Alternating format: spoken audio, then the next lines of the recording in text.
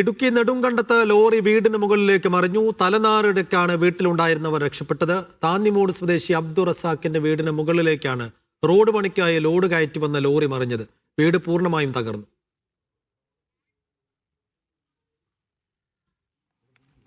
പിന്നെ ഈ വണ്ടി ഇവിടെ നിർത്തുന്നതും തിരിക്കരുതെന്ന് ഞാൻ പറഞ്ഞതാ. എന്നാ വെച്ചാൽ പിന്നെ ഈ റോഡ് ഒരു ബലമില്ലാത്തൊരു കെട്ടാണ് കെട്ടിയിരിക്കുന്നത്, അതുകൊണ്ട് തിരിക്കരുത്. അങ്ങനെ എൻ്റെ അയൽവക്കക്കാരനും ഞാനിവിടെ കൂടി വണ്ടി അവിടെ നിർത്തി, പിന്നെ ലോറിയുടെ പുറകിൽ വീലിന് ഊട് വെക്കുകയും ആ ഊട് നിൽക്കാതെ വണ്ടി വന്ന് എൻ്റെ വീട്ടിലേക്ക് മറിയുകയാണ്. മുഹമ്മദ് ആഷിഖ് എന്താണ് ഉണ്ടായത്? ഷെഫുദ്ദീൻ, ഇന്ന് 10:30 കൂടിയാണ് ഈ അപകടം നടക്കുന്നത്. റോഡ് പണിക്കായി ലോഡ് കയറ്റിയെത്തിയ ടോറസ് വീടിന് മുകളിലേക്ക് മറിയുകയായിരുന്നു. കുത്തനെയുള്ള കയറ്റത്ത് നിയന്ത്രണം വിട്ട ലോറി വീടിന് മുകളിലേക്ക് മറിഞ്ഞു. വീട് പൂർണ്ണമായും തകർന്നു പോയി എന്നുള്ളതാണ്. ഏതാണ്ട് 15 ലക്ഷം രൂപയുടെ നഷ്ടം വീട് തകർന്നതിനെ തുടർന്ന് വീട്ടുടമയ്ക്കുണ്ടായി എന്ന് കണക്കാക്കുന്നു.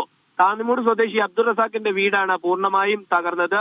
ആ പ്രദേശത്ത് റോഡിനേക്കാൾ താഴ്ന്ന നിരപ്പിലായിരുന്നു വീടിരുന്നത്. നിയന്ത്രണം വിട്ട ലോറി മറിയുമ്പോൾ വീടിന് മുകളിലേക്ക് പൂർണ്ണമായും മറിയുകയായിരുന്നു. വീട്ടിൽ ആരും ഉണ്ടായിരുന്നില്ല. അതുകൊണ്ട് തന്നെയും വലിയ അപകടം ഒഴിവായി എന്നുള്ളത് വലിയ ആശ്വാസകരമായ കാര്യമാണ്. അതേസമയം എന്തുകൊണ്ടാണ് അപകടം ഉണ്ടായത് എന്ന അടക്കമുള്ള കാര്യങ്ങൾ പരിശോധിക്കുമെന്ന് ഈ ഘട്ടത്തിൽ പോലീസ് വ്യക്തമാക്കുന്നത്. ഇത്തരം അപകടങ്ങൾ ആ മേഖലയിൽ സ്ഥിരം സംഭവമാണ്.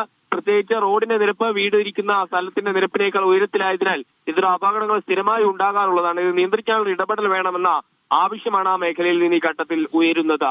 സൈഫുദ്ദീൻ. ശരി ആഷിഖ്.